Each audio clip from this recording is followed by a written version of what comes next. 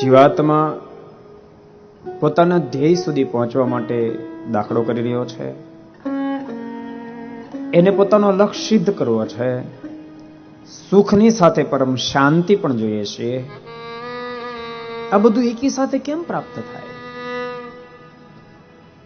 યાદ જો ઘર જોઈએ છે, સરસ બંગલો જોઈએ છે, સરસ ગાડી જોઈએ છે, સરસ વસ્ત્રો જોઈએ છે, સરસ ફેક્ટરી જોઈએ છે, આ બધું કેમ પ્રાપ્ત થાય? એક રૂપિયા પ્રાપ્ત થાય ને તો બધું આપોઆપ પ્રાપ્ત થઈ જાય. એમ ભક્તો સુખ જોઈએ છે, પરમ શાંતિ જોઈએ છે, આલોક પરલોકની અંદર પરમ મુક્તિ જોઈએ છે.